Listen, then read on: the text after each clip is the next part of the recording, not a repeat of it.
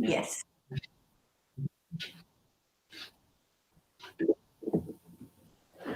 Buon pomeriggio a tutti e benvenuti al quarto incontro della rassegna Gianni Rodari al 100%.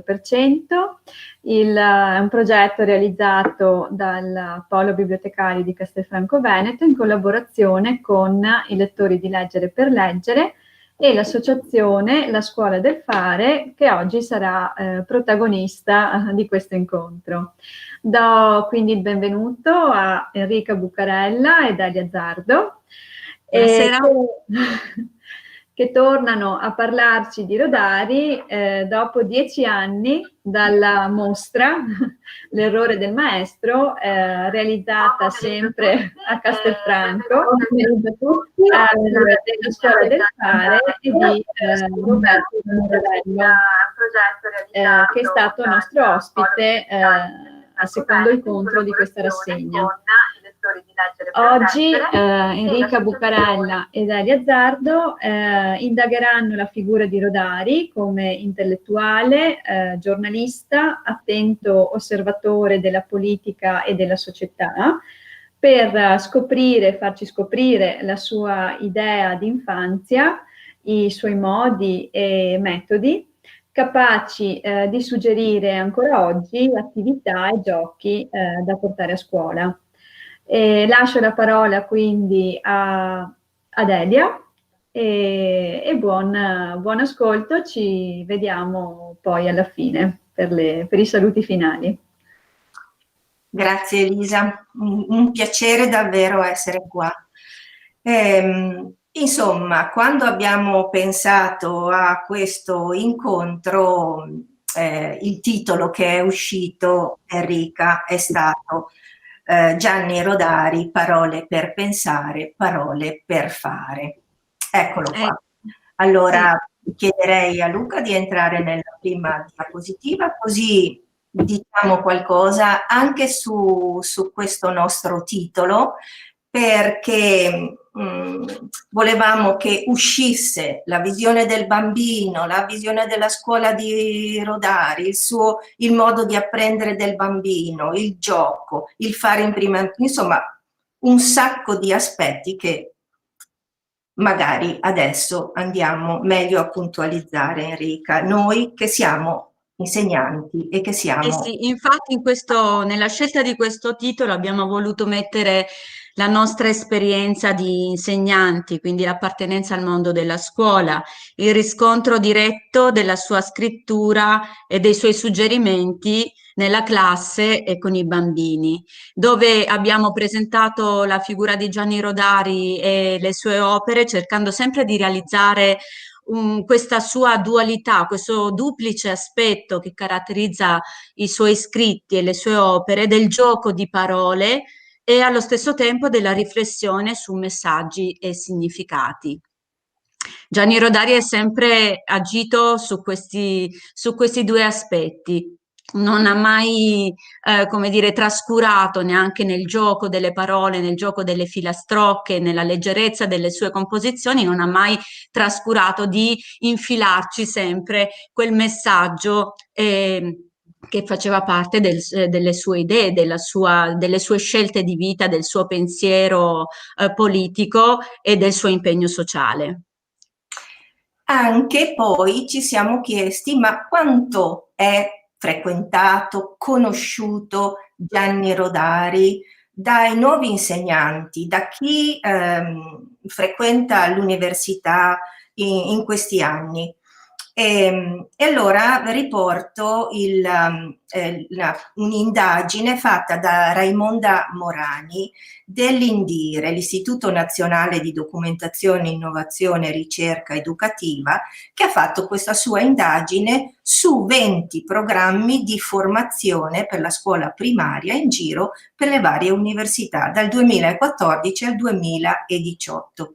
Beh, Gianni Rodari come figura che è importante per la letteratura, ma anche per il suo apporto alla pedagogia, alla didattica, non è presente è presente in un solo corso Italo-Calvino con un corso monografico, e in un unico caso è presente un laboratorio sulla grammatica della fantasia. Anche questo ci ha stimolato a dire, beh, allora da dove partiamo? Partiamo a vedere la biografia di questo autore importante, intellettuale, e perciò partiamo dalla nostra prima diapositiva. Cosa dici, Luca? Eh sì, andiamo avanti a vedere, come dire, i vari ruoli che Gianni Rodari ha interpretato, come tutti noi, nella sua vita. Anche perché lo stesso Marcello Argilli, a cui faremo riferimento spesso durante questo incontro, faremo riferimento alla sua biografia di Gianni Rodari, dice che non si può capire la novità della poetica di Rodari se non si ripercorre la sua vita e la sua opera di artista e di uomo di parte, di impegnato giornalista politico, espressione di una cultura di sinistra della quale oggi si tende a rimuovere perfino i basilari principi costitutivi. Quindi è innegabile che una componente essenziale della sua poesia, della sua opera, è la sua passione civile e anche il suo mestiere di giornalista e quindi di osservatore attento della realtà sociale e civile, appunto. Scusa, io non riesco a vedere il PowerPoint, è così? Ho capito, grazie, perché allora la progressione delle diapositive ce la dobbiamo immaginare. Sì. E quindi passiamo allora alla prossima, perché è interessante vedere, voi lo vedete, Gianni Rodari nel suo aspetto più serio, ma Gianni Rodari ha cambiato completamente l'idea di letteratura per l'infanzia, che va a liberare effettivamente. Vi leggo un pezzettino da un quaderno di Corea dove lui stesso dice: si parla spesso della fantasia, dell'immaginazione, come di una qualità superflua o di un'attività pericolosa o di una facoltà riservata a un gruppo privilegiato di persone, gli artisti per esempio. L'immaginazione in realtà è uno strumento di cui la mente non può mai fare a meno. Se ne servono allo stesso titolo per ricordare, per progettare, per capire il falegname e lo scienziato, il bambino e l'adulto, lo scrittore e l'operaio. L'immaginazione serve per giocare, per lavorare, per vivere. Ci vuole immaginazione per criticare la realtà e proporsi di modificarla. E questo mi sembra l'aspetto importante. Per questo Rodari, che ha un cappello che si apre da dove esce questa miriade di immagini, che è stato l'immagine di 10 anni fa di Bologna, ci fa riflettere su quanto da questa persona sia uscito proprio di rivoluzionario.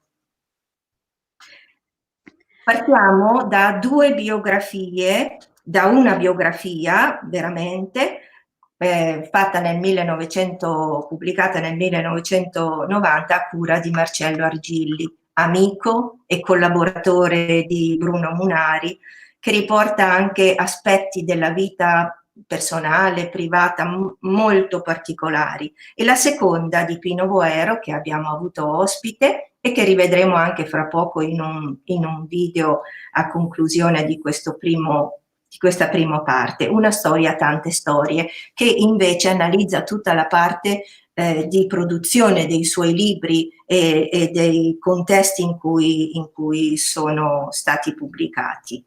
Nel 2020, e vediamo la prossima, ecco invece che ci sono stati tantissimi contributi all'analisi dell'opera di Rodari, ma non solo, della vita Allora, Pino Boero e Walter Fochesato con il alfabeto di Gianni, l'alfabeto di Gianni, ma anche Vanessa Roghi con il suo interessante libro, e dove approfondisce tutto l'aspetto di Rodari, uomo del comunismo, uomo comunista, che ha fatto veramente tutto un passaggio di vita importante su questo suo credo politico. E poi La scintilla dell'utopia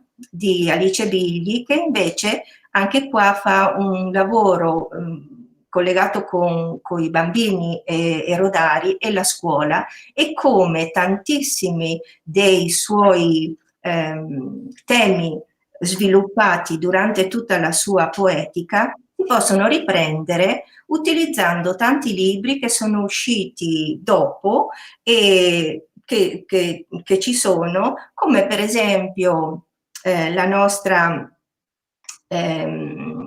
oh mamma mia, come si chiama? La Bianca Pizzorno, che riprende e che era come si dice, l'intervistatrice in quel piccolo video che avete visto alla fine di Grammatica della fantasia con Livio Vianello, che chiedeva: ma per diventare un autore, uno scrittore, lei cosa consiglia? Era la Bianca Pizzorno. Poi lei fa L'incredibile storia di Lavinia, che è prettamente in linea con la poetica rodariana, o lo stesso Extraterrestre alla pari, che fa questo passaggio. E infine Codice Rodari, che vi verrà presentato anche dalle nostre bibliotecarie venerdì nel loro incontro, con Alessandro Sanna, illustratore, e Melania Longo, che fa una selezione di testi. Vi volevo anche far vedere la meravigliosa scatola di Marianna Balducci, che ha fatto un progetto bellissimo con 100 bambini per Rodari, lavorando proprio con l'immaginazione e la poetica rodariana per costruire delle piccole storie partendo dalle fotografie dei bambini. Anch'io ho mandato la mia fotografia, per cui faccio parte di questi 100 bambini rodariani. Ultimo, vi segnaliamo il Meridiano, che è uscito in occasione di questo anno, dei 100 anni di Rodari, di 1760 pagine compreso l'indice, curato da Daniela Marcheschi, con un saggio introduttivo, e vi invito ad andare a cercare il capitolo Educazione e passione, perché dice molto, molto di Rodari. Poi naturalmente andiamo alla prossima diapositiva, vi invitiamo a vedere la nostra mostra in biblioteca. Tutto il percorso bibliografico dell'opera rodariana e anche di quello poi che è venuto dopo Rodari, quindi degli scrittori che sono ispirati alla sua opera e alla sua poetica, e i saggi su Rodari li trovate qui in questa mostra allestita nella sezione ragazzi della Biblioteca Comunale di Castelfranco. Non potendo visitarla, non potendo essere visitata in questo periodo di chiusura, abbiamo pensato di realizzare quindi un video che in 30 minuti ripercorre le sezioni della mostra e ce la fa vedere, ce la racconta, accompagnando anche i libri con delle letture. E per questo ringraziamo anche i lettori di Leggere per Leggere. Ed Elisa, che ha fatto un'ottima passaggio. Allora, di presentazione. Andiamo avanti e vediamo dove si è sviluppata, dove è partita questa vita di Gianni Rodari, tra Omegna, Gabirate, Milano, almeno fino ai primi 30 anni della sua vita. Gianni Rodari, sapete tutti, nasce a Domegna il 23 ottobre del 1920. Ha come paesaggio il lago d'Orta. I genitori sono originari della Val Cubia nel Varesotto e lì si trasferiscono per lavoro. È un paese importante e il papà apre un forno, quindi fa il panettiere nella via principale. Gianni Rodari frequenta le prime 4 classi elementari a Domegna. È un bambino con una corporatura minuta, un carattere piuttosto schivo, non era molto, legava molto con i coetanei. E quindi cresce fino a questo tempo, e già però in quel tempo era uno scolaro molto diligente, bravo, e scrive la sua prima filastrocca. È la sua prima poesia in realtà, dedicata al direttore della scuola, della scuola elementare che lui frequentava. Ed è molto significativa per lo stile, no, che il bambino Rodari adotta nel descrivere questa figura quasi paterna del direttore. E dice: quando il vedo comparire sul piazzale della scuola, con la persona sola nella pulita veste, io penso che in sua vita egli ha tanto lavorato, la salute ha logorato nello studio e nel pensier. Con il volto sorridente si sofferma sul cancello, ha per tutti una parola, un gradito scherzo bello. Egli i buoni premia sempre, i cattivi li richiama, e con quei di senno privi li riporta al lor dover. È per noi come un papà, e rimproveri non fa. Ei ci chiede la condotta e ci loda con bontà. Allora scrive Pino Boero, sono versi un po' stentati che oggi fanno sorridere per l'ingenuità, ma confermano quello che poi Giovanni, ormai diventato Gianni per tutti, scriveva a proposito dei momenti della sua infanzia trascorsi nel piccolo cortile della sua abitazione. E dal piccolo cortile una viuzza faceva scendere Gianni fino alla riva del lago, e lì era bello giocare, immaginando che qualcuna delle barche ormeggiate poco distante lo portasse al centro del lago, a quell'isola di San Giulio che diventerà la vera protagonista del suo romanzo C'era 2 volte il barone Lamberto. E infatti nella prossima diapositiva c'è proprio... Andiamo a vedere invece nella prossima diapositiva le varie età di Gianni Rodari, se è questo che vediamo. Molto affezionato al suo fratellino Cesare, lo vediamo più grande poi, e lo vediamo anche vestito da piccolo pretino. Perché? Perché cosa succede? Succede che quando finisce la scuola elementare e poi inizia le scuole medie e superiori, la mamma lo manda in seminario, come era un po' uso in quel tempo. Molti sono andati, hanno frequentato la scuola perché accolti dai preti. Non vorrebbe proseguire, fare anche il liceo, ma a un certo punto si decide di mettersi e optare per l'istituto magistrale, che era più corto, aveva bisogno di uscire, di fare qualcosa di diverso. Già in quel tempo militava nell'Azione Cattolica, diventa anche responsabile dell'Azione Cattolica, ma finendo la scuola superiore, anche prima, perché decide di ritirarsi e di presentarsi privatamente, e finisce a 17 anni la scuola magistrale. E lo vediamo nell'ultima fotografia, proprio in quel momento in cui è un giovane uomo. Legge molto, incontra i poeti, incontra i filosofi, incontra poi più tardi Nietzsche, Schopenhauer, Lenin, Trotsky e Novalis, e lo vedremo nella prosecuzione della sua vita. Procediamo e arriviamo all'isola di San Giulio, che sono luoghi che si porterà avanti, procederanno, lo accompagneranno per tutta la vita e ritorneranno più volte nella sua poetica e nei suoi racconti. In particolare Omegna ha costituito poi, dopo la sua morte, il Parco della Fantasia che vediamo nella diapositiva successiva, e ci sono state, dopo la sua morte, diversi altri centri, quello in particolare ad Orvieto, il Centro Studi Gianni Rodari, voluto assolutamente dalla moglie Maria Teresa Ferretti,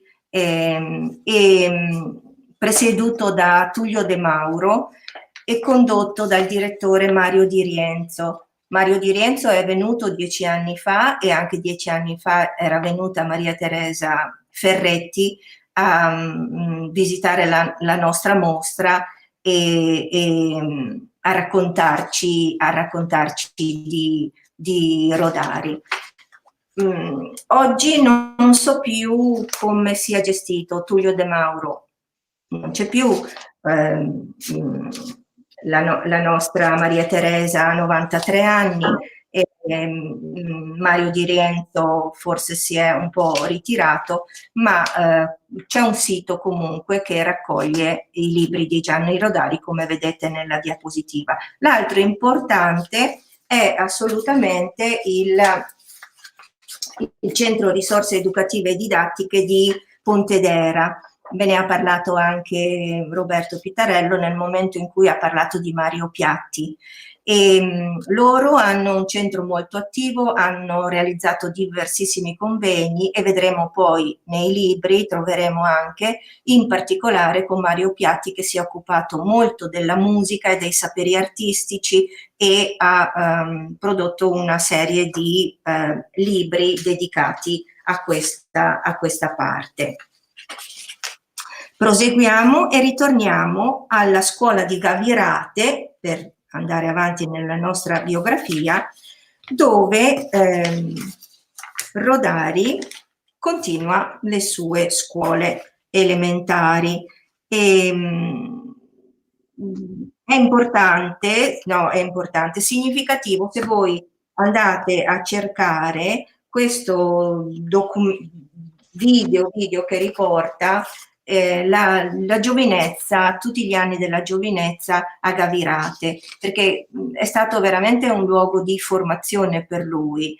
In paese lui si ricorda di queste 4 grandi magnolie, parla e scrive in dialetto, gioca con i ragazzi, socializza molto, frequenta la piazza del paese, ama raccontare, suona, canta, si interessa di burattini, fa un piccolo teatro dei burattini nella sua casa sotto scala, insomma ha tutte quelle esperienze significative che ogni bambino e ragazzo si porta dietro, perché veramente si costruisce la personalità di un bambino, come sappiamo, fino ai 3 anni, e poi dopo quello che saranno le esperienze.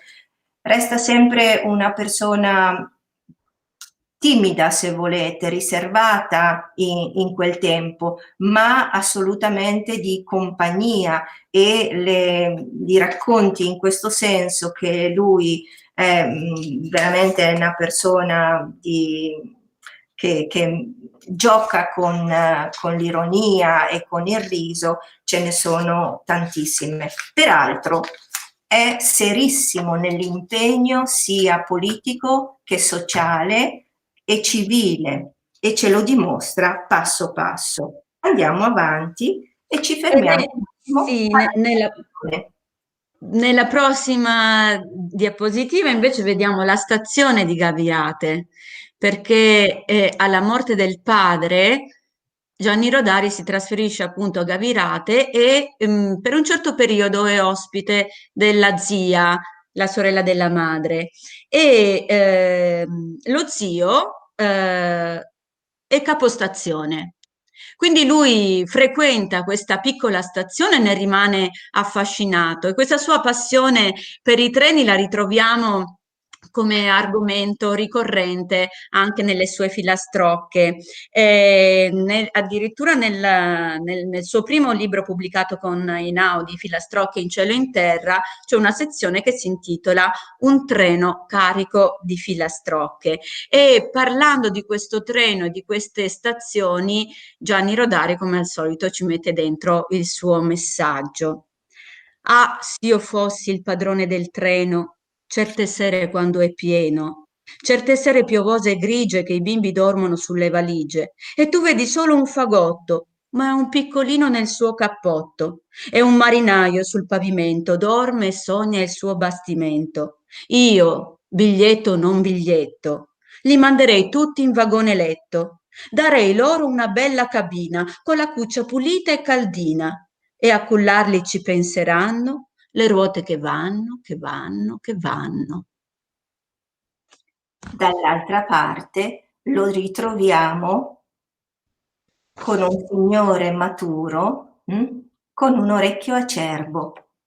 Un giorno, sul diretto Capranica-Viterbo, vidi salire un uomo con un orecchio acerbo. Non era tanto giovane, anzi, era maturato tutto, tranne l'orecchio, che acerbo era restato.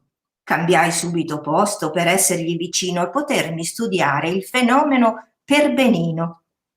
Signore, gli dissi dunque, lei ha una certa età, di quell'orecchio verde, che cosa se ne fa? Rispose gentilmente, dica pure che sono vecchio, di giovane mi è rimasto soltanto quest'orecchio.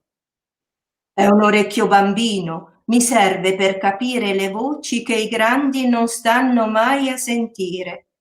Ascolto quello che dicono gli alberi, gli uccelli, le nuvole che passano, i sassi, i ruscelli. Capisco anche i bambini quando dicono cose che a un orecchio maturo sembrano misteriose. Così, disse il signore con un orecchio acerbo quel giorno sul diretto Capranica-Viterbo. E anche qua, che cosa è importante? Questo ascolto che lui dà ai bambini e che continuamente coltiva e chiede agli adulti di coltivare, che siano genitori, educatori, insegnanti, l'attenzione ai bambini. E adesso lo vediamo nel ruolo di marito, marito, di padre. E di padre. Ecco, allora nel 1953 si sposa, nel frattempo si è trasferito a Roma, chiamato come giornalista prima a Milano all'Unità e poi andrà a Roma a dirigere il Pioniere chiamato da Pajetta. Allora qui abbiamo il ricordo della moglie. Con Gianni ci vedemmo la prima volta nel 1947. Mi raccontò che per un breve periodo era stato maestro elementare, poi tra il 43 e il 44 scelse la clandestinità. I giorni che precedettero la liberazione furono duri. Come partigiano fu addetto al controllo dei lasciapassare. Diversi fascisti avevano falsificato i documenti per cercare la fuga in posti più tranquilli. Una mattina fermò un signore che passeggiava con un cane. Gli chiese i documenti. E chi era? L'uomo disse di essere Mario Sironi, il pittore delle periferie dei gasometri, chiese Gianni. Era combattuto tra la grandezza dell'artista e il fatto di essere stato comunque un protagonista del regime. Alla fine gli firmò il lasciapassare. Gli anni della clandestinità non l'avevano indurito, conservò sempre la duttilità del giudizio e la consapevolezza che a volte le persone sono meglio di come appaiono. Quando lo conobbi sapevo solo che era un giornalista. Lavorava a Milano. Non pensavamo minimamente di innamorarci, accadde dopo. Gianni mi raccontò che il partito intendeva dar vita a un fumetto che fosse una versione di sinistra del più celebre Corriere dei Piccoli. Nel 1950 nacque Il Pioniere. La redazione era a Roma e Pajetta chiese a Gianni di affiancare Dina Rinaldi nella direzione. Allora, vediamo nella prossima diapositiva Maria Teresa Ferretti, che ha 93 anni, ha fatto 93 anni a ottobre, e lei ha veramente portato in giro per tutta Italia il lavoro del marito e cercato di continuare la sua opera. A fianco c'è Paola, la figlia. A fianco sì, c'è la figlia Paola che è nata nel 1957 e in quell'anno, sulla rubrica che Gianni Rodari tiene sull'Unità, le dedica questa poesia. Se un giorno alle stelle si daranno nomi nuovi, io ne prenoto uno, una vispa stellina a destra della luna, per darle il nome della mia bambina. Astronauti e scienziati, poeti e scolari saranno obbligati a dire com'è bella Paola la stella. Diciamo che anche dal punto di vista di quello che ha fatto ed è Paola nella vita, quella stella è stata significativa. Infatti Paola Rodari insegna museologia scientifica al Master in Comunicazione della Scienza della Sissa di Trieste ed è molto impegnata nella diffusione della scienza, la scienza per tutti, e quindi in un certo senso il testimone lasciato dal padre lei l'ha preso per la sua professione, per quello che è diventata da adulta. Andiamo con una sintesi finale che vediamo adesso in questo video. Ritroviamo Pino Boero che ci regala questa parte di vita di Gianni Rodari.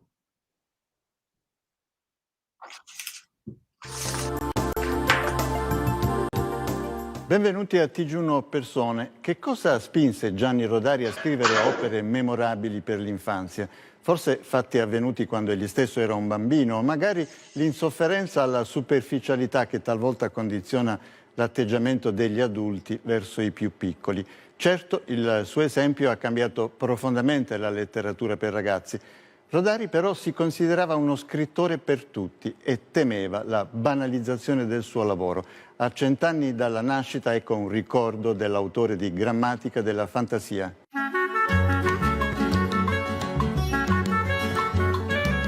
Io partirei dall'infanzia di Gianni Rodari, questo ricordo del padre che esce sotto la pioggia per salvare un gattino da una pozzanghera e poi si scalda con le spalle al forno e dopo una settimana arriva la broncopolmonite e lo porta via. Io credo che sia un ricordo rimasto in Rodari che non a caso poi ha in qualche modo segnato anche una parte della sua produzione. A me hanno regalato un libro la prima volta quando facevo la terza elementare, mi regalarono il libro Cuore. Allora, siccome mio padre riempiva sempre il cortile di casse della pasta, perché lui faceva il fornaio, aveva delle casse vuote, io ne prendevo una, mi facevo il mio rifugio, andavo là dentro con pane e marmellata e il libro Cuore. Gianni racconta che trovandosi al giornale all'Unità di Milano c'erano dei lettori o lettrici che scrivevano chiedendo: perché non mi fai una filastrocca per il mio bambino malato o per la mia bambina? E allora la prima filastrocca nacque per la figlia di un giornalista, suo collega. Ho conosciuto un tale di Macerata, che insegnava ai coccodrilli a mangiare la marmellata. Le Marche, però, sono posti tranquilli.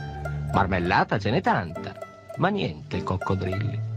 Nella sua poesia, nelle sue storie incominciano a entrare fin dagli anni 50 gli operai, i muratori, un mondo che era sconosciuto a quella letteratura per l'infanzia, che andava avanti con vezzeggiativi, con diminutivi e naturalmente escludeva la vita reale della poesia. Ci sono tante maniere di inventare una favola, anche con una parola sola. Sai, come quando tu mastichi la gomma, poi la tiri. Prendi una parolina piccola, la mastichi, la tiri, viene fuori tutta la storia. Beh, qualche volta vengono fuori da sole e qualche volta si cercano così. Con le parole si fanno. Aereo nemico in vista! Spegnete quelle luci!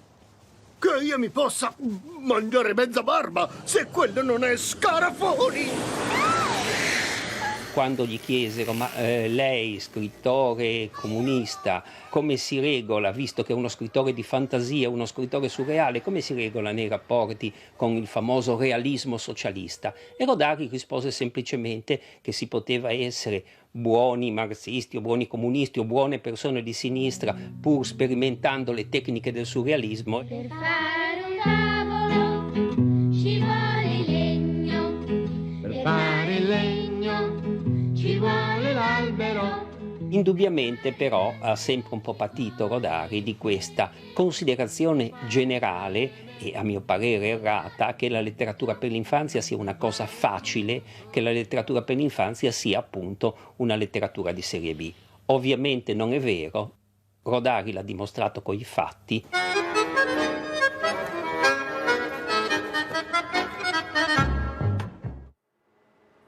Dal TG1 per il momento è tutto, grazie per La vita reale è proprio quella che entra nella sua poetica, però è una vita reale che lui sa trasformare e vedere con quell'immaginario e quella fantasia creativa che gli appartengono. Lo ritroviamo quindi nel 1950 a Roma e come giornalista viene anche tacciato di essere un rivoluzionario e un diavolo comunista. Allora, a Roma continua la collaborazione con l'Unità, ma dirige, come abbiamo detto, il Pioniere. Cosa succede? Che scrivendo questo giornale che si contrappone a il giornalino di ispirazione cattolica, entrano in conflitto queste due fazioni diverse e le ritroviamo in maniera giocosa con Di Guareschi, con Peppone e Don Camillo, ma erano contrapposizioni importanti e anche dure. E viene addirittura scomunicato insieme dal Sant'Uffizio insieme a tutti quanti i redattori della rivista. Andiamo avanti e no, Enrica, devi leggermi questa bella cosa di Fidia Gambetti a proposito. Sei senza audio. Scusate, era per non disturbare. Allora, no, è un po' il racconto che ha fatto anche Boero quando gli viene affidata appunto all'inizio questa rubrica che doveva essere destinata agli adulti, doveva essere un angolo umoristico dove lui avrebbe scritto qualche pezzo allegro, divertente per il giornale della domenica, ma i suoi primi esperimenti non lo soddisfano e sembrano invece molto di più delle filastrocche, delle storie per bambini. Allora, essendo lui stato anche maestro, avendo avuto questa esperienza di maestro, quindi questo rapporto diretto con i bambini, gli viene affidato questo angolo della domenica in cui lui comincia a scrivere le sue prime filastrocche. Come diceva Boero, le filastrocche piacquero e cominciarono ad arrivare a delle richieste specifiche fanne una per il mio papà che è tranviere, fanne una per il mio bambino che abita in uno scantinato. Ed ecco che appunto nella sua poetica, nelle sue storie e filastrocche entrano questi temi sociali che prima non facevano parte sicuramente degli argomenti della letteratura per l'infanzia. Per un paio d'anni, dice Rodari, andai avanti così senza pensarci troppo, perché lui ha sempre avuto questo, come dire, questo pensiero, no, rispetto alle sue filastrocche, di definirle quasi come un gioco di parole, uno scherzo, definirle con molta leggerezza, pur sapendo che invece contenevano dei messaggi in cui lui credeva moltissimo. La prima filastrocca comunque che Rodari scrive, la scrive proprio in questa rubrica La Domenica dei Piccoli e si firma Lino Picco proprio sul quotidiano L'Unità di Milano. Ed è questa, se andiamo avanti la troviamo, vero? Filastrocca per Susanna. Le piace il latte con la panna, le piace lo zucchero nel caffè, tale e quale come a me. Le piace andare in bicicletta, quando va piano non va in fretta, quando va in fretta pare un gattino, non le manca che il codino. Di codini lei ne ha uno di qua e l'altro di là. Se li porta sempre in testa con 2 nastri per far la festa. Sono 2 nastri rossi e blu. Chi è Susanna? Sei tu, sei tu! E qua ci doveva essere proprio il gioco della mamma che con Susanna sei tu, apre le ginocchia e fa cadere la bambina. Chi è Susanna? Sei tu, come quando si fa il cavallo, hop, e cade giù il bambino. Ma, dice Rodari, io alle mamme non lo devo insegnare questo, lo sanno bene come devono fare. E poi allora lo ritroviamo qui che inizia i suoi viaggi in Russia come prima interessato giornalista, ma poi sempre più interessato alla Russia come società e soprattutto società che guarda ai bambini, alle attività da fare, alla scuola, ai libri, e via via procede su questa dimensione e i suoi viaggi saranno dal 52 al 79 ben 5, fino all'ultimo in cui va proprio per raccogliere tutti i giochi che vengono fatti in Russia. Vediamo subito dopo il libro che uscirà postumo, perché nell'80, come sapete, lui morirà per un'operazione che andrà non in maniera come avrebbe dovuto andare, improvvisamente muore. E resta questo rammarico anche presso la moglie che lo assisteva in quella notte e dice: ero stanchissima, sono andata a casa a riposarmi, e questo io credo non mi ha mai perdonato, e lei non se l'è mai perdonato di essere andata via nel momento in cui suo marito non ci sarebbe più stato. Allora, come sappiamo, il successo dei libri di Gianni Rodari avviene molto prima in Russia che in Italia, soprattutto perché, appartenendo al Partito Comunista, insomma, non era granché ben visto. Solo quando passerà poi a dirigere Paese Sera e entrerà nella scuderia di Einaudi, verrà totalmente riconosciuto come autore per bambini e sarà conosciuto in tutta Italia. Per il viaggio in Russia che vediamo qua, eccolo qua il libro che trovate in biblioteca ragazzi, Gianni Rodari, Giochi nell'URSS.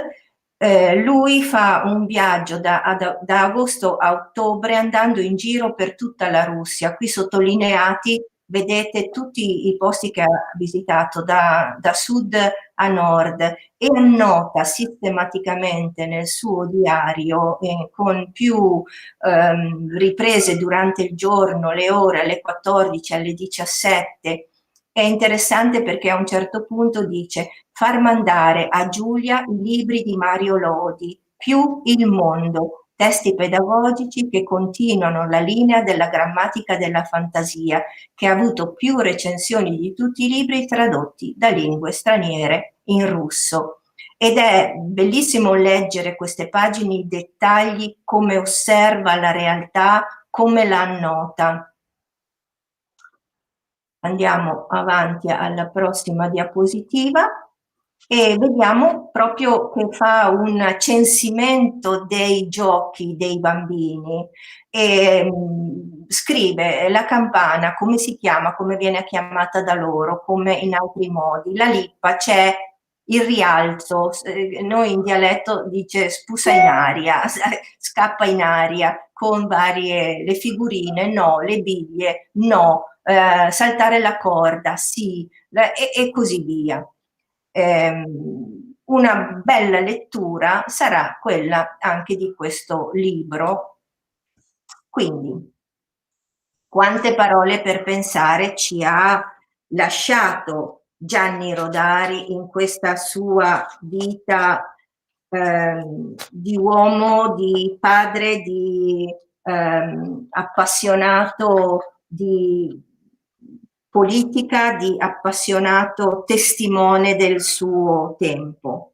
A proposito di parole per pensare, Marcello Argilli dice che Gianni Rodari ha aperto un nuovo orizzonte alla letteratura infantile italiana, coniugando poesia e passione civile nelle forme più fantasiose, traducendo poeticamente per l'infanzia gli ideali della democrazia, del lavoro, della pace, dell'antimilitarismo, proponendo nuovi orizzonti di fantasie liberatrici. Suggestive utopie sociali, divertenti e dissacranti satire della società consumistica e mass mediale, stimolanti giochi linguistici mai gratuiti. Quindi torniamo sempre al nostro discorso, le parole che servono per giocare, che servono per dare, per creare, ma parole che fanno anche pensare, appunto, che contengono tutti questi principi importantissimi.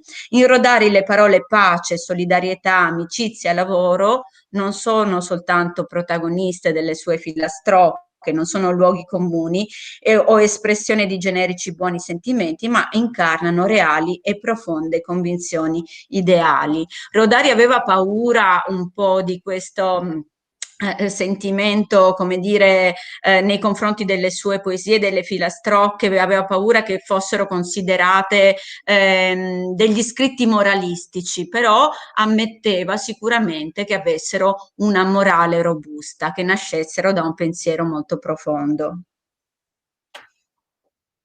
E così andiamo alla successiva nostra diapositiva e vediamo come lui continua la sua relazione, la sua comunicazione con i bambini, senz'altro attraverso il pioniere, parlando degli argomenti tutti, lanciando le sue filastrocche che hanno sempre questo insegnamento alla fine, che viene proprio dalla sua personalità, dalla sua formazione, perché lui si porta dietro l'essere stato bambino in quei luoghi, l'essere cresciuto dentro il patronato, di essere stato ribelle e di essere stato contestatore. Insomma, ci fa continuamente conoscere una dialettica tra l'essere giornalista e l'essere padre, partecipe dei fatti della scuola, partecipe dei fatti della vita, della politica, dell'evoluzione che l'Italia sta attraversando in quei momenti. E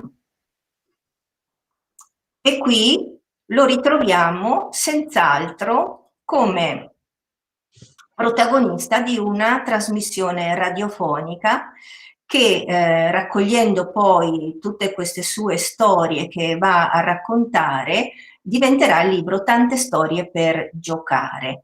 Il programma radiofonico è composto ogni volta di tre momenti, uno dedicato a un personaggio che sarà sempre presente nei suoi racconti, Piertonto, l'altro Giovannino Perdigiorno e l'altro ancora saranno Mirko e Marco. Sentiamo Enrica. Sì, non dimentichiamo che Rodari appunto era stato anche un maestro, quindi aveva avuto un'esperienza diretta proprio con i bambini e questa sua, come dire, questa sua propensione anche all'animazione, al racconto, sicuramente vengono anche da questo incontro quotidiano avuto con i bambini nelle sue classi, nei pochi anni in cui ha insegnato. Lui dice che era troppo giovane per essere un buon maestro, non avevo la preparazione professionale, la pazienza, l'esperienza, lo spirito di sacrificio che sono necessari per dedicarsi ai bambini.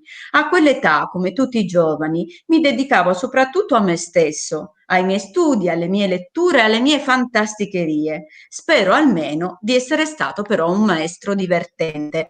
Infatti, per sopperire appunto alla mia mancanza di preparazione, dice, io raccontavo storie. Mi piaceva trovare dei modi nuovi di inventare le storie. Quando ne trovavo uno, lo sperimentavo subito in classe. 2 bambini, ad esempio, scrivevano una parola, ciascuno sulle 2 facce della lavagna, senza vedersi. E così, da queste 2 parole improvvise, che nascono così all'improvviso, senza nessun legame apparente, poteva nascere un racconto che magari andava avanti anche per diversi giorni e continuava. Quindi questa sua come dire, propensione appunto a intrattenere, raccontare, animare, recitare, si trova anche in queste trasmissioni radiofoniche. Vogliamo sentire? Sì, ne ascoltiamo un pezzettino.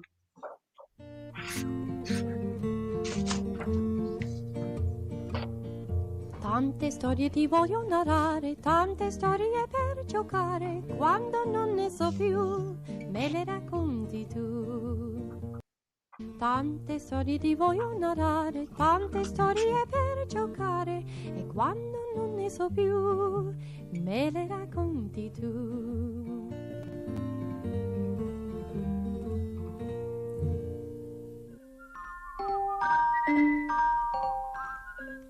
Buongiorno. Buongiorno. Vediamo un po' chi c'è oggi. Luca, Massimo, Enrico, Fiammetta, Martina E Gianni, che sono io. Allora, senza tanti complimenti, mettiamoci subito al lavoro. Anzi, sentiamo un po' che cosa ne pensa del lavoro il nostro primo personaggio, che sarebbe Piertonto. Piertonto, detto Tontino.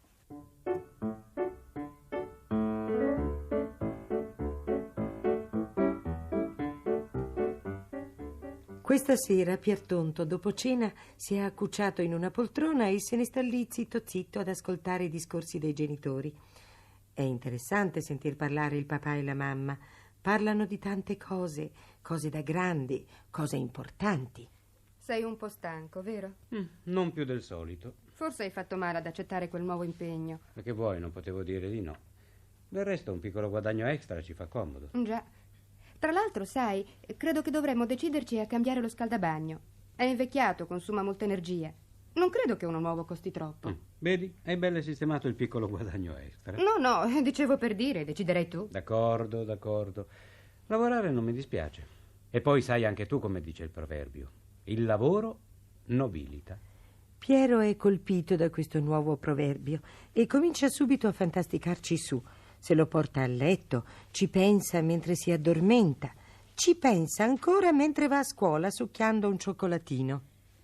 Ecco, per esempio, quel netturbino lì. È sempre lui che pulisce la strada tutti i giorni, mattina e sera. Quello sì che lavora. E il lavoro nobilita. Chissà come è diventato nobile lui. Perlomeno barone, secondo me. Ehi, ragazzi, dico a te. Guarda che per la carta dei cioccolatini c'è il cestino, lì, non lo vedi? Non si butta per terra la carta. Ero un po' distratto. Mi scusi tanto, signore. signor barone. Che hai detto? Come hai detto? Volevo dire, signor conte. Oh, senti, figliolo, senti un po', magari voglio di scherzare, vero? Signor Conte a me. Ma io non scherzo, no, signor marchese. Sì, anche marchese. Oh, a vederti, guardalo un po', a vederti sembreresti un ragazzino a posto, a parte quella brutta abitudine di buttare la carta per la strada.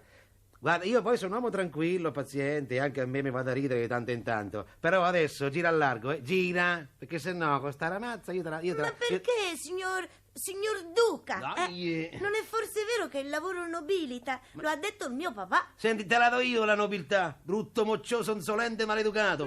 Ma guarda se che roba, oh. Ma come te li allevano al giorno d'oggi? Sti ragazzacci, ti insegnerò io a prendermi per il naso, sai? Il mio papà, ecco, vede, signor principe. Ma guarda, anche insiste, anche principe, mi dice. Signor principe Non scappa neanche, guardalo lì imperterrito, una faccia di bronzo. Fila via, prima che ti arrivi la scopa sulla testa. Fila, che non voglio compromettere, me voglio, incredibile. Ma che roba. Ha sentito, signora, ha sentito? Che io mi domando dove andremo a finire con questa gioventù.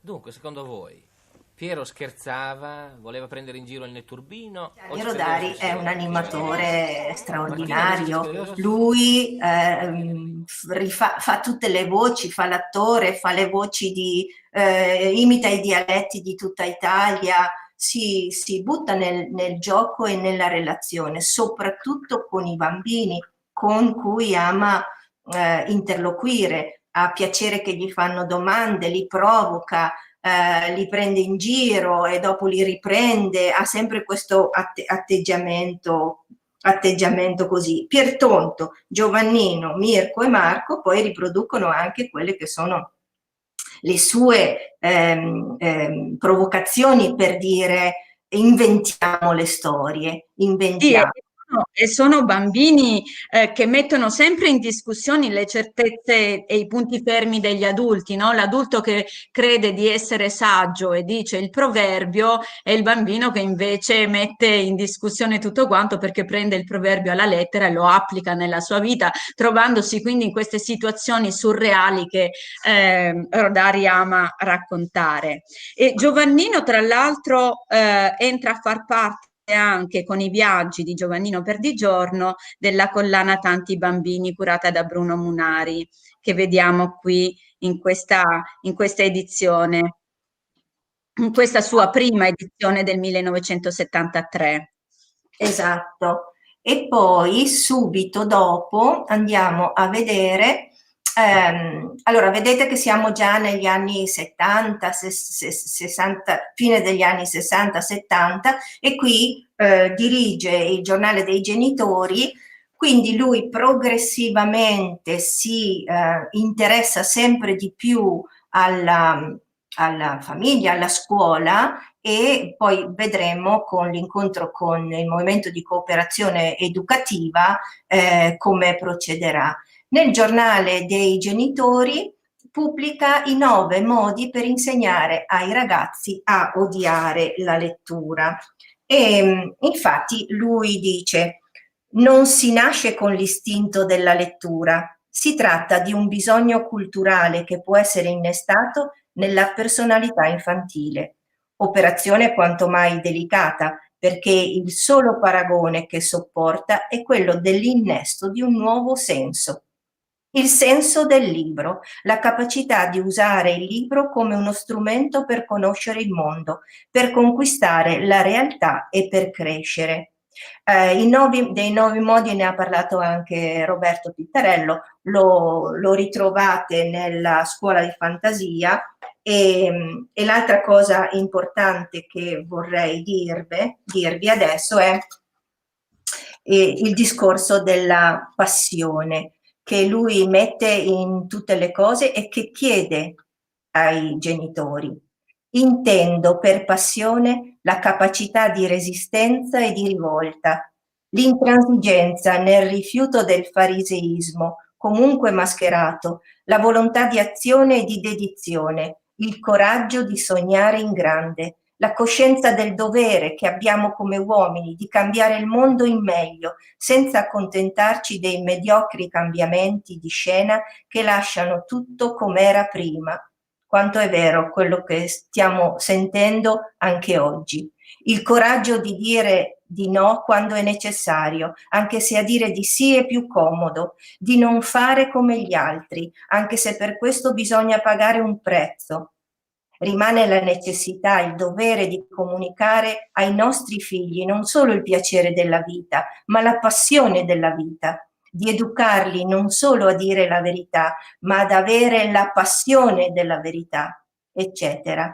Vederli felici non ci può bastare. Dobbiamo vederli appassionati a ciò che fanno, a ciò che dicono, a ciò che vedono.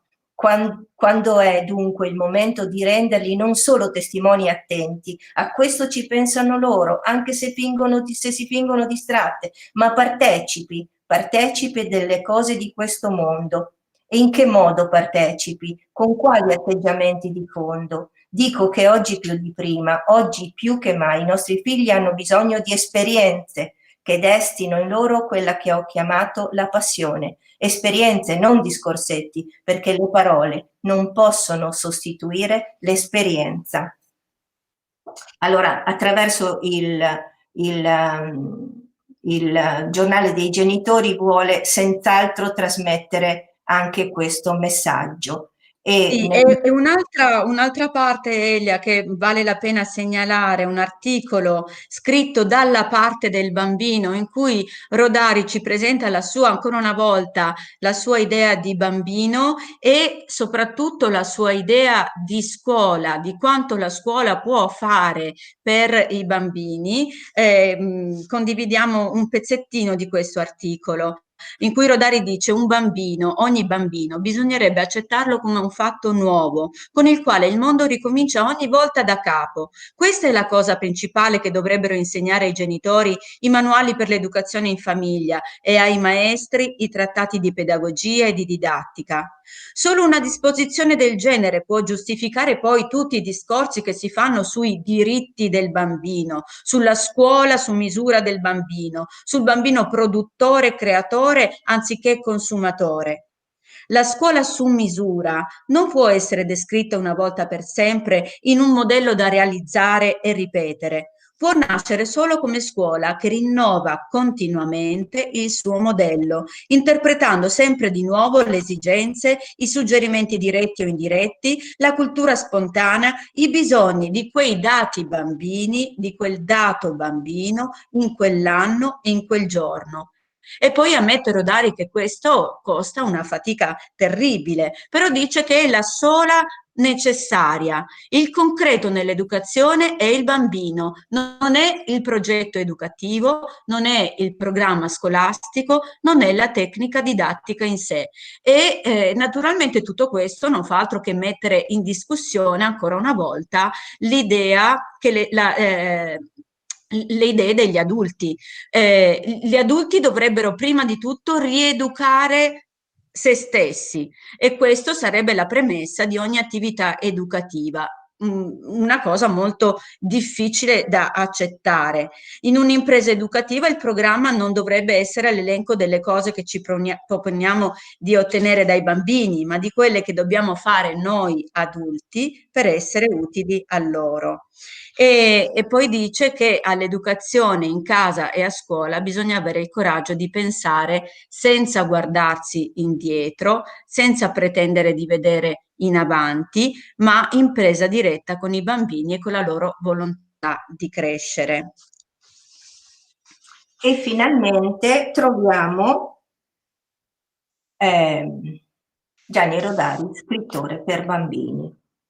E siamo agli anni di Einaudi. Il primo libro che lui pubblicherà con loro sarà Filastrocche in cielo e in terra. Ed è bello quello che dice Mario Lodi quando lo legge e dice: l'ho letto in treno, ho provato la forte sensazione che ti dà un cielo pulito dalla burrasca che spazza via di colpo nebbie stagnanti. Ecco, la scrittura di Rodari è limpida, direi come limpida è la scrittura di Mario Lodi. Nel suo piccolo libro Il cielo che si muove ritroviamo sempre questa dimensione di limpidezza delle esperienze e la ritroviamo quando lui scrive per gli adulti A TV spenta, in una bellissima serie di racconti che vi consiglio di andare a leggere. La vicinanza... Anche Rodari era molto entusiasta di questo libro, dell'uscita di questo libro, intanto perché iniziava questa collaborazione con una casa editrice di prestigio e subito dopo la pubblicazione delle filastrocche scrive proprio ad Einaudi: caro Einaudi, ho ricevuto le filastrocche e tocco il cielo con tutte e 10 le dita. Devo proprio dirle grazie dell'edizione bellissima, molto più bella di come potevo aspettarmela. Il libro rallegra piccoli e grandi solo a sfogliarlo, ispira una gran simpatia. Credo di poterlo dire come se si trattasse del libro di un altro. In famiglia mi guardano e trattano con accresciuto rispetto e per la prima volta posso chiudere la porta del mio studio anche se ci vado a leggere un libro giallo. Insomma, ho ricevuto i calzoni lunghi. Se ha dei nemici, disponga di me. Quindi pubblica con Einaudi e le illustrazioni di questo libro sono di Bruno Munari, però prima lo ritroviamo a pubblicare i suoi libri con Editore Riuniti, che è l'altro grande editore che ha pubblicato Rodari, e il primo romanzo che troviamo, il primo libro, è il romanzo di Cipollino. Sì, il romanzo di Cipollino, che tra l'altro viene pubblicato prima nell'Unione Sovietica e che ha un grandissimo successo nei paesi dell'area comunista, proprio perché è un romanzo che parla di ribellione, di giustizia, di solidarietà e quindi ha molto successo nei paesi appunto dell'area comunista. Viene tradotto in russo, viene tradotto anche in cinese, viene pubblicato anche in Cina. Questo romanzo parla i protagonisti sono tutti dei vegetali, una famiglia di cipolle che si ribella al volere del principe Limone e del cavalier Pomodoro e riescono a, come dire, a ribellarsi e a superare questo momento di crisi dovuto alla violenza di questi antagonisti attraverso delle beffe, degli scherzi, senza mai usare la violenza. Altro personaggio, Gelsomino nel paese dei bugiardi. Ho saputo che a Venezia l'Istituto di Cultura con un progetto ad hoc in collaborazione con Israele hanno proprio fatto un'operina su Gelsomino, perché un'operina? Perché Gelsomino ha una voce, dotato di una voce sonorissima e potente, tanto che riesce a fare delle azioni con l'emissione della voce, rompe i cristalli, sposta i palloni, eccetera. Ha una voce così sonora perché dice sempre la verità e si trova ad andare a vivere nel paese dei bugiardi, dove il pane è inchiostro, dove il verde è rosso, dove i cani miagolano e i gatti abbaiano. Figuriamoci cosa succede quando in un paese simile arriva Gelsomino abituato a dire pane al pane e vino al vino. Anche qua il valore di cercare la verità, dire la verità e sostenere le conseguenze. Anche questo tradotto in tantissimi paesi e, come abbiamo detto, Rodari avrà successo poi in Italia solo a partire dagli anni 60 con il primo libro Filastrocche in cielo e in terra e poi vediamo anche il dopo, 2 anni dopo, Le favole al telefono, sempre illustrate da Bruno Munari, e qui continua comunque a interessarsi alla scuola. Grembiule sì o grembiule no? Enrica, cosa Sì, dici? lui partecipa a tutti i dibattiti che riguardano la scuola, dalle cose più importanti, vediamo anche i decreti delegati, fino alle discussioni anche che riguardano, ad esempio, se indossare o meno il grembiule. E allora in un articolo lui dice: voglio entrare in questo combattimento, voglio entrare in questa polemica, e mi sono preparato perché sono andato a intervistare dei maestri e ho chiesto appunto quale sarebbe l'utilità del grembiule. Qualcuno ha detto che se il grembiule non ci fosse, i bambini poveri avrebbero l'umiliazione di mostrare le loro toppe, e un altro invece mi ha detto: no, il grembiulino aiuta la disciplina. Che cosa ne diresti di un esercito senza divisa, un soldato col maglione rosso, l'altro caporale con il gilet a fiorellini? E invece Rodari, con il suo solito stile, con la sua solita bonarietà, riesce a dire qualcosa, come dire, di utile, e che mette insieme le diverse posizioni, dicendo che un grembiule o magari una bella tuta da lavoro mi sembra indispensabile se si fa del giardinaggio, se si usa la macchina per stampare, se si fanno pitture grandi con grandi pennelli per non sporcarsi. Accetto il grembiule dove e quando è utile e necessario. E poi dice come simbolo di uguaglianza, disciplina, eccetera, non lo capisco perché questa ricerca dell'uguaglianza, della disciplina, della solidarietà si deve fare in un altro modo, con l'atteggiamento, col comportamento, con la propria fede, insomma. E allora, per rispondere alla letteratura di serie B, ecco che arriva nel 1970 il premio Hans Christian Andersen, quello dato dal sovrano di Danimarca, con una medaglia d'oro e un diploma. Con questa motivazione: contributo duraturo alla letteratura per l'infanzia e la gioventù. Questi sono i 5 libri che poi nel 1994 vengono riuniti insieme in questo cofanetto di Einaudi, i 5 libri di Rodari. Raccolgono praticamente l'opera principale di Gianni Rodari. Poi tantissimi sono state le parti prese da questi libri, raccolte dal Pioniere, raccolte dai giornalini che lui ha scritto. E qui direi che il suo avvicinamento alla scuola si fa sempre più presente, e lo vediamo negli anni in cui Loris Malaguzzi lo chiama a Reggio Emilia, lo vediamo in questa divertentissima gioco che lui fa di invenzione di una storia, di racconto di una storia ai bambini della biblioteca. Si tratta della biblioteca Rosta Nuova, il regista è Franco Cigarini, e se Luca vuoi mandare questo breve filmato ce lo godiamo tutto, perché vederlo all'opera, sentire il suo racconto, la sua voce, ha tutta un'altra dimensione rispetto al conoscerlo solo come lo conosciamo, magari in maniera distratta attraverso le sue filastrocche, quelle più conosciute. Allora, qui Gianni Rodari racconta di un topo che non sapeva di essere un topo. Lui chissà cosa crede, diceva: ma chissà cosa sono io, magari sono un generale.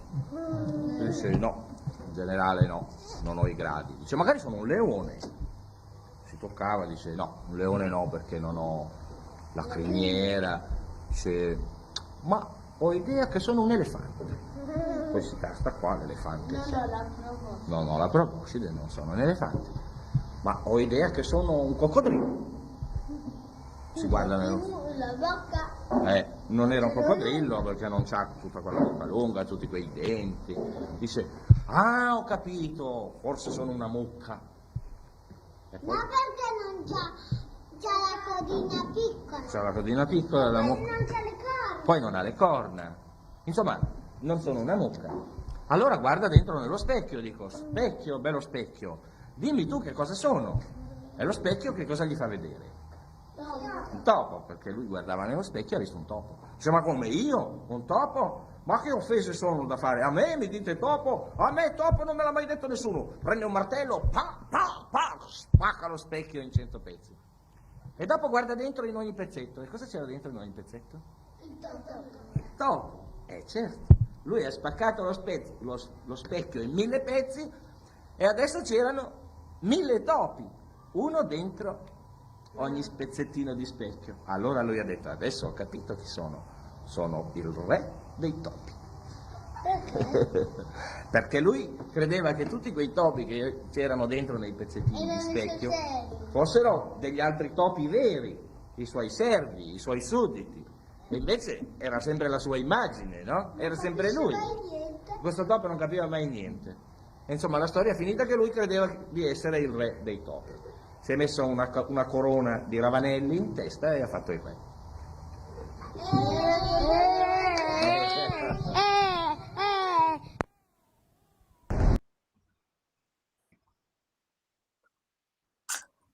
Eccolo qua.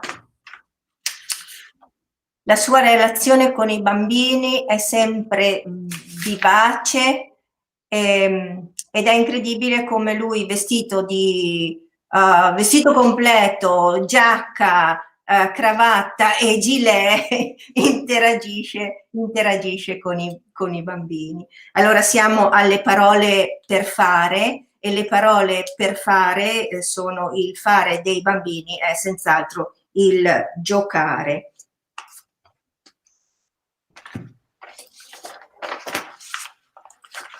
Io penso, diceva, che l'immaginazione infantile abbia bisogno delle nostre cure almeno quanto ne abbia bisogno la curiosità scientifica.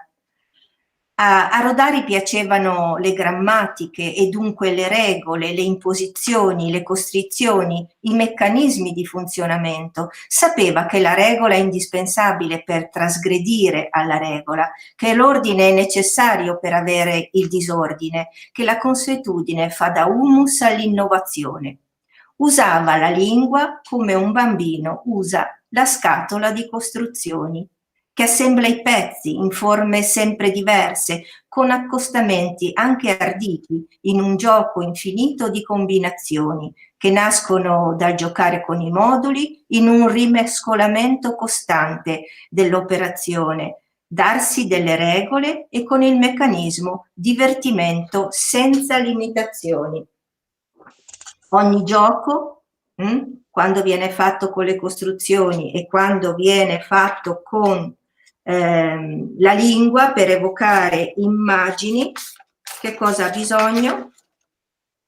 Si dondola fra il ludus e la regola, tra forma, tra norma e divertimento, tra regolamentazione e spensieratezza. Lui sposa in pieno il messaggio surrealista, quindi gioca moltissimo anche con questo aspetto della nostra lingua. Vai. Abbiamo e poi proprio partecipa al lavoro in classe, entra nelle classi, conosce i bambini, li stimola, racconta, conduce dei veri e propri laboratori della parola. E qui nella diapositiva vediamo Maria Luisa Bigiaretti, che è un'insegnante di Roma e che racconta ad esempio come è nato il suo libro La torta in cielo, in collaborazione proprio con i ragazzi della sua classe. Dice, lui era venuto perché stava cercando una scuola elementare da far frequentare alla figlia Paola. Abbiamo subito cominciato a parlare e io l'ho presentato ai bambini. Anche loro erano stupiti di vedere un vero scrittore. Lo conoscevano perché conoscevano le filastrocche e gli avevo anche letto Le avventure di Cipollino, forse il suo libro più bello.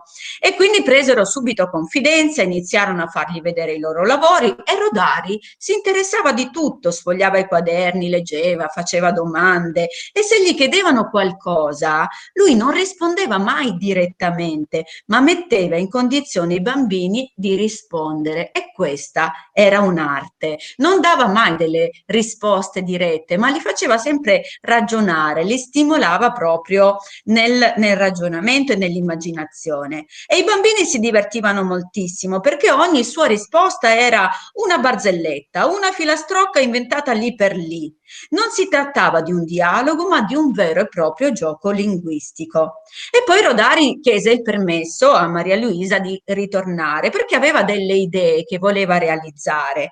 Voleva scrivere una storia un po' fantastica che doveva parlare di uno scienziato che voleva fabbricare una bomba per distruggere la Terra, ma sbagliando la formula riusciva solo a fare una torta. E quindi comincia a scrivere questa storia con il contributo dei bambini e ancora una volta la maestra dice era un attore bravissimo, cambiava la voce ai personaggi, faceva i rumori d'atmosfera, le pause, lasciava i bambini letteralmente in tensione e quindi li coinvolgeva in questo suo racconto. Erano tutti quanti attentissimi e tutti quanti hanno partecipato alla stesura di questo libro che vedete qui, La torta in cielo. Proseguiamo Luca e vediamo una serie di immagini che lo vedono proprio in questo suo gioco di animatore, sia con i burattini, infatti vabbè, una delle sue risposte a Nico Orengo dice: cosa vuoi fare quando diventi adulto? Beh, ho un progetto sicuro, voglio farmi crescere una barba bianca lunghissima e scrivere storie solo per il teatro dei burattini e fare il burattinaio. Avanti, lo vediamo qua dai bambini più piccoli ai più grandi fino ai ragazzi che fanno gli inviati speciali. Lo vediamo a discutere di decreti delegati, lo vediamo in Russia a parlare con i bambini delle scuole russe e infine arriviamo avanti a incontrare Gianni Rodari proprio dentro la scuola. Rodari, maestro di creatività, cosa dice Gerardo Leo? E poi andiamo a Mario Lodi, così arriviamo anche alla grammatica della fantasia. Beh, sì, direi che parlare di creatività e parlare della grammatica della fantasia è un tutt'uno, Elia.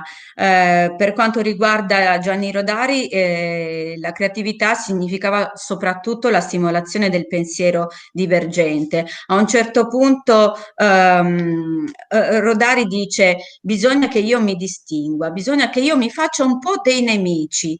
Voglio fare un libro diverso, un libro di cui sento il bisogno, addirittura per le famiglie che vogliono figli capaci di dire di no, anche se costa caro. Lo hai detto anche tu prima, no? Leggendo quel brano. Un libro con tanti no, ma anche con tanti sì. La fede in quello che si fa, nelle persone che pagano di persona, nella necessità di cambiare continuamente il mondo.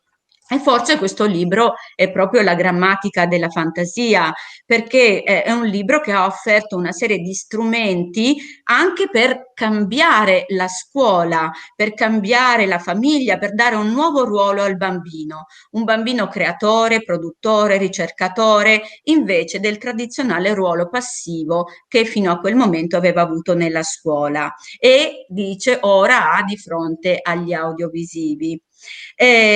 Sono proposte, quelle della grammatica della fantasia, se vogliamo possiamo proprio andare avanti e vedere le varie edizioni, sono proposte per chi crede nella necessità che l'immaginazione abbia il suo posto nell'educazione, per chi ha fiducia nella creatività infantile, per chi sa quale valore di liberazione possa avere la parola. La grammatica della fantasia quindi è questa riflessione illuminante e accessibilissima non solo all'arte di inventare storie, ma anche su molti aspetti fondamentali del rapporto tra il bambino e la famiglia, il bambino e la scuola, il bambino e la società. a questo punto ancora una volta verrebbe da chiedersi, Elia, qual è il Rodari oggi presente nella scuola?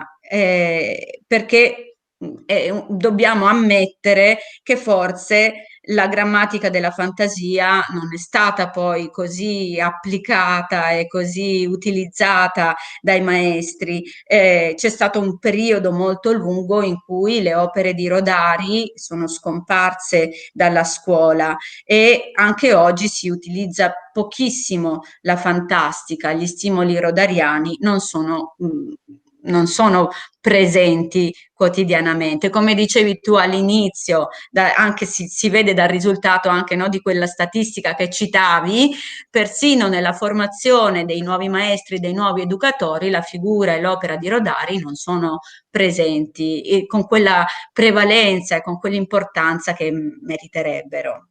Allora, Lodi dice della grammatica della fantasia, è un libro straordinario che forse non è stato capito nella scuola, infatti ci si sofferma solo sul binomio fantastico, 2 parole e nasce la storia. In realtà è un vero e proprio programma di creatività. Purtroppo gli insegnanti non hanno ancora la formazione adatta per apprezzare e utilizzare questo libro, che è una specie di Vangelo creativo. Rodari dovrebbe entrare nella scuola con la sua filosofia, con la sua idea di una scuola fatta da persone diverse, ma che collaborano in una scuola attiva, in una scuola viva. La sua idea era quella di cambiare la piccola società della classe per cambiare un domani la grande società degli uomini, e in questo senso è un pedagogista civile, come è stato definito da Mario Di Rienzo.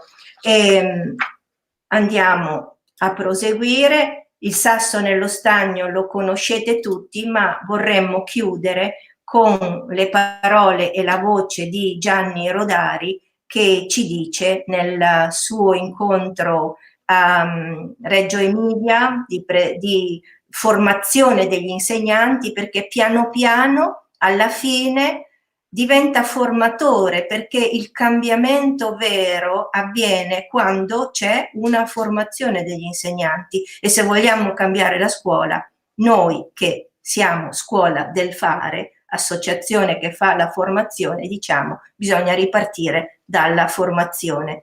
Allora Luca, se vuoi, sentiamo questo altro pezzetto di una delle puntate di Pantheon che vi consiglio di andare a trovare e ad ascoltare. Sono 14 appuntamenti di mezz'ora ed è davvero una piccola grande formazione sull'opera di Rodari, con tante voci presenti e soprattutto con la sua voce presente, che ci intrattiene, ci appassiona, ci cattura con tutta la sua bellezza.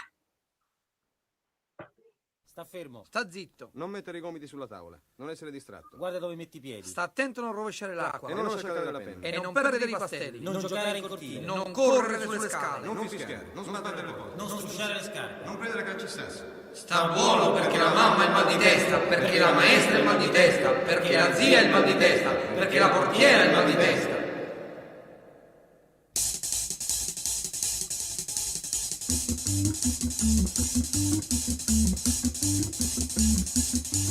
Non correva, non saltava, pantaloni non settava, non diceva parolacce. Pantheon, Rai Play Radio. Vorremmo sentire la voce di Gianni Rodari, che ci saluta con le sue parole intense sulla grammatica della fantasia.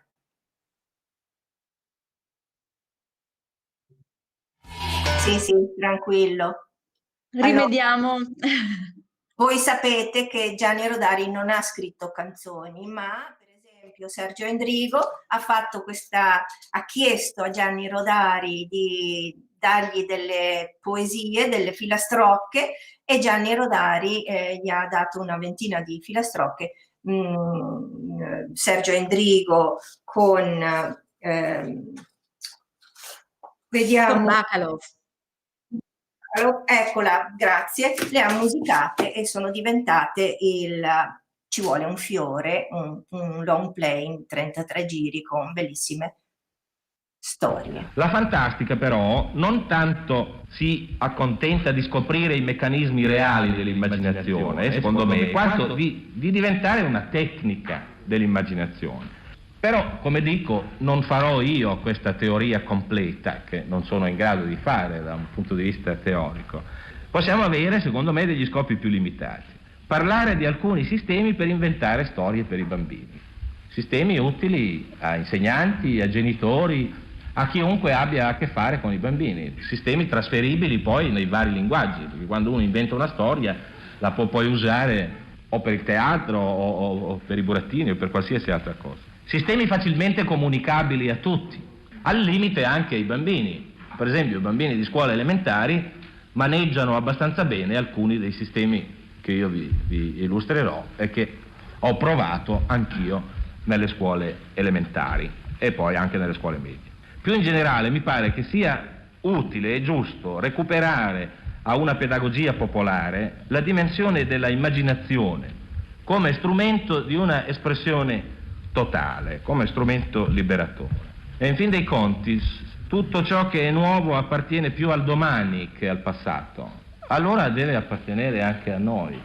Mi pare che non sia da vedere nemmeno come un caso il fatto che questo nostro incontro si svolge sotto il patrocinio diretto del Comune di Reggio Emilia, cioè di un organismo democratico che con questa iniziativa certamente non si prefigge di conquistare nuovi voti alla propria amministrazione, ma appunto le forze politiche democratiche, le classi lavoratrici, secondo me devono saper lavorare anche in questo modo, non solo per obiettivi limitati, contingenti, ma come diceva Gramsci, per für ewig, e Gramsci lo diceva anche lui in tedesco, non è una mania, für ewig, cioè per sempre, cioè cose di cui non si aspetta un raccolto immediato, che si fanno perché è giusto.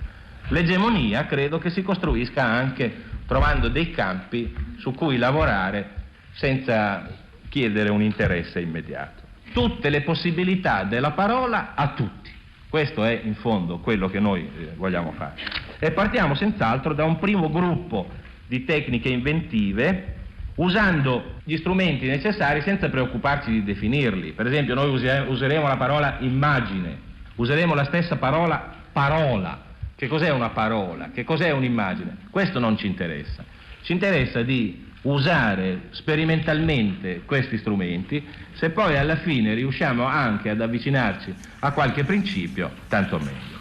La voce di Gianni Rodari che ci introduce alla sua arte di inventare storie. Il suo libro Grammatica di fantasia è proprio dedicato alla città di Reggio Emilia, perché, come dice il proverbio, il detto non è un proverbio, ma per crescere un bambino ci vuole un villaggio intero, e quindi la partecipazione pubblica a questa anche nostra progetto che abbiamo fatto insieme, grazie all'amministrazione e grazie alla biblioteca, al direttore, sono segnali importanti per dire ci vuole anche questo sostegno e questa parte.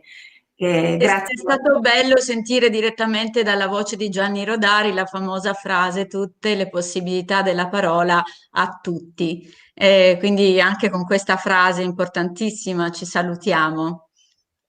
Grazie a tutti per essere stati con noi e direi che ci vediamo anche più avanti con le prossime. Verrà Grazia Gotti, ci sarà Grazia Gotti che svilupperà in particolare proprio l'esperienza di Gianni Rodari con la Russia.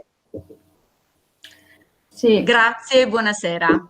Ringrazio le relatrici, sono state bravissime.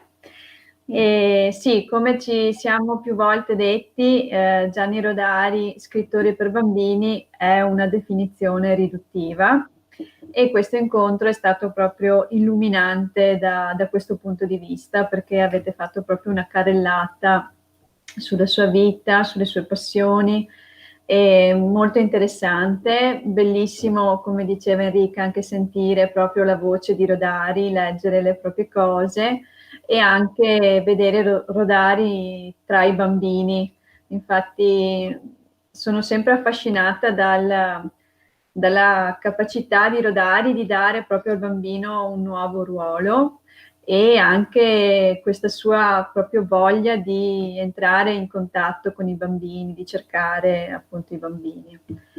E come diceva Elia, se qualcuno vuole fare qualche domanda, approfitti della chat di YouTube, così vediamo in diretta chi vuole appunto magari anche commentare durante l'incontro. Ho visto qualche commento sempre molto positivo.